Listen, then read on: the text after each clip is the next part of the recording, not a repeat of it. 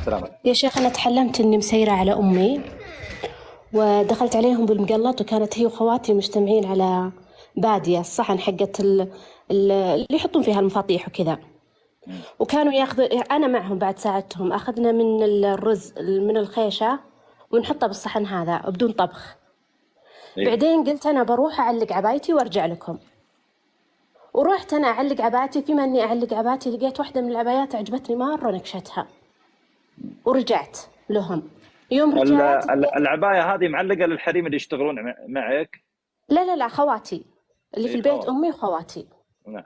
والعبايه الوحده من خواتك لكنها عجبتك في الحقيقه. أيوة، بس ما أدري أنا من هي، أنا كنت أعلق وأشوف أقول الله حلوة كذا يعني. نعم. اي.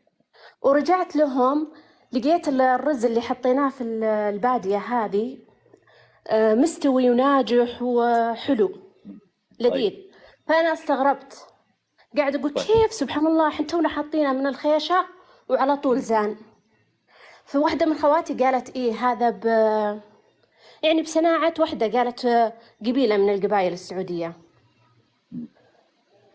المهم فيما نحن نسولف وكذا، كانت في واحدة من خواتي نايمة وقامت على أصواتنا وقالت وش فيكم؟ فأنا أعلمها، قلت إن إحنا حطينا الرز كذا ورجعنا، أو رحت علقت عبايتي ورجعت ولقيناه كذا حلو، طعمه لذيذ. خلاص بس انتهيتي. كذا، إيه بس متى رايتي قبل أسبوع. خواتك اللي انت شفتي في المنام اكبر منك ولا اصغر منك؟ أختي اللي ثنتين من خواتي، أنا الوسطانية، بس كلهم وأصغر متزوجات؟ واحدة فينا ما بعد متزوجين كلهم؟ تزوجت. لا لا، ثلاثة متزوجين والصغيرة ما بعد تزوجت. اللي انت هي ما هي رايتي بصغيرة كلهم؟ في العمر. يا ها، اختي اللي انت رايت انت متزوجه، أنا متزوجة. وخواتك اللي شفتيهم في المنام كم المتزوجات؟ ثنتين والثالثة باقي. الوالده متوفيه ولا عقد الحياه؟ لا لا، عقيدة الحياة. الله يحفظها لكم ويخليكم من بطن الله. آمين. بعطيك اياها من الاخر. المنام على قسمين، بعطيك الطيب ثم اعطيك قبل لا تطلعين اعطيك طيب أقول الشيء لك يا شيخ الموزون. القبيلة اللي قالتها أختي. لا لا ما يلزم، لا تتكلمين عن القبائل اطلعك. أوكي. نعم. انا ما عندي ترى القبائل العوائل، انا ارى ان كلنا ابناء ادم وحواء، لا احد لا لا، يتعالى هي على قالت احد. يعني إن من اسمعيني بس صناعتهم. اسمعي إيه. بس لا اطلعك. اسمعي لا اطلعك، طيب. خليني احكي. انا ما احب ترى القرقشه الزايده في مساله هذا الموضوع. انا ما عندي، ترى كل اللي في بثي هنا كلهم اخوتي. ما انت قبيله ولا عائله، ترى ما تفرق معايا. كلنا صح. ابناء ادم وحواء. والله ما تفرق معي جنسيتك، والله ما يفرق معي لونك، انت ابيض ولا اسود، انت طويل ولا قصير. يفرق معي تعاملك ودينك. من الاخير صحيح. اربطها في دينك. لكن اسمعي، سر. الشيء الزين جمعه مع خواتك ورزق قادم، لكن لا تنظرين، خذيها واحفظيها زين، لا تنظرين بالشيء اللي تميزت به وحده من خواتك المتزوجات الا تبركين، قولي ما شاء الله تبارك الله، بركي. طيب. خلاص العباها اللي انت شفتيها وجازت لك هاي بركي، خلاص. إن شاء الله حطي بإذن الكلام الله. زين، يعني الشيء اللي مو عندك وعند اختك ما شاء الله ما شاء الله تبارك الله بركي، حطي خلي تبارك الله على لسانك دائما، خلاص. بإذن الله. لانه قد يكون يعني تشوفين واحده من خواتك اما في زوجها وابنائها او بيتها او شيء، يعني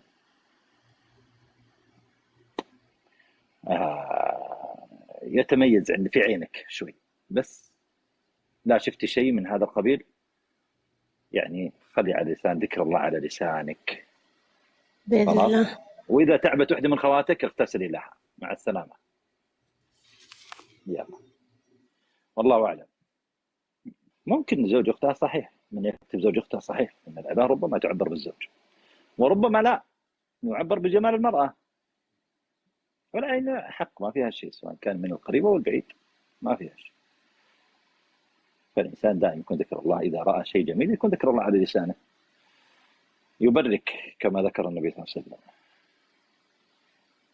جماعه في وحده ارسلت للمنسق، بقول لكم شيء واحد، تقول زوجي عليه دين وزوجي موقف خدماته، الله لا يحل الشيخ إن ما سدد دينه. ما أدري، هو معي في الكرت العائلة، هو أنا وصيا عليه، هو أنا ما أدري. تقول الله لا يحله. ما أدري والله يا جماعة، أنا ما أدري، بعض الناس هو عاقل، هو مجنون. اي والله، كاتب المس الله لا يحله والله لا يسامحه، اعطنا مما اعطاك الله وما سدد دين زوجي، الله لا يسامحك زوجها موقف خدماته. المنسق يقول الشيخ وش اسوي؟ والله انا ما ادري، يمكن ولدي، يمكن معي في كرت العائله، يمكن وصيا عليه.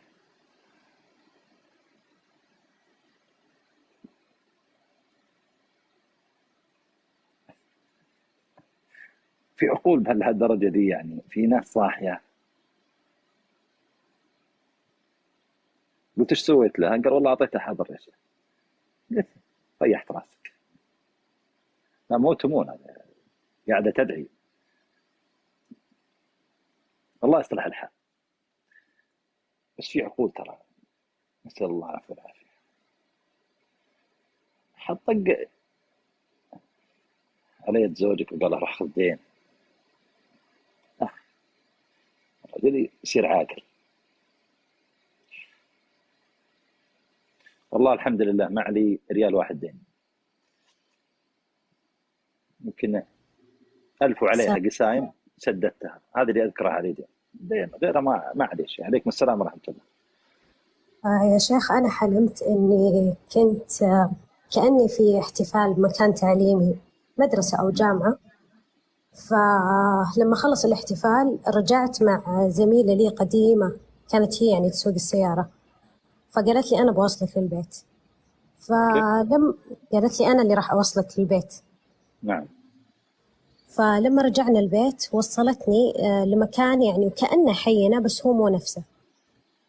كانت الدنيا يعني كان في آخر الليل ظلام. فنزلت، أنا قلت لها خلاص وقفيني، نزلت أمشي وأنا إلى الآن ما يعني مو حينا. فقعدت أمشي لما حسيت إن بيتنا خلاص يعني قريب. وأنا أمشي كانت وراي امرأة كلها أسود بأسود، يعني مو واضح منها أي شيء. فكنت مرة خايفة منها، فمسكتني من ورا قالت لي تكفين ساعديني، أنا مرة تعبانة، يعني ركبي وظهري مرة توجعني ما أقدر. فأنا مرة كنت خايفة منها، فمشيت فلحقتني، يعني ظلت لحقتني. فالتفت يسار. لا أنت موظفة؟ لا. هذه المرأة اللي في بداية المنام قريبة منك مرة، صديقة لك؟ إيه اللي وصلتني؟ نعم. زميلة قديمة، يعني ما لي تواصل معها. طيب كمل. فظلت لحقتني وقالت لي ساعديني أنا مرة تعبانة. فالتفت يسار وكان فيه فتحة كذا بين بيتين. قلت لها شوفي هناك على اليسار فيه مركز صحي، فيه فلان الفلاني، هذا الاسم ما أعرفه صراحة. قلت لها أنه راح يساعدك. قالت لي طيب وراحت. المهم فمشيت وحصلت بيتنا. طبعا الحي زي ما قلت لك إنه مو نفس حينا الآن، بس إن البيت يعني تقريبا نفسه. المهم فدخلت البيت كذا بسرعة، وأنا داخلة بسكر الباب كذا يعني لفيت ظهري لمحتها وكأنها جاية للبيت. فسكرت بسرعة ودخلت للبيت، وكانت أمي وأخوي الكبير بالمجلس جالسين. فسكرت الباب بسرعة وقلت لهم السالفة. وأنا أقول لهم السالفة دق الجرس وطلع لها أخوي الثاني وفتح الباب، وكانت تقول أنه يعني نادلي فلانة اللي هي أنا.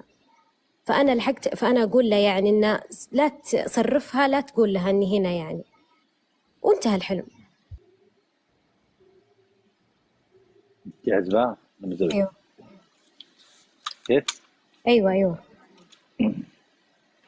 بس أنا بوصيك في الصداقة اللي حولك، صحبتك أوصيك فيها، يعني خلي صحبتك تكون صالحة إن شاء الله. نعم. في حرمتين أو اثنين من النساء حتتواصل معك، لكن ترى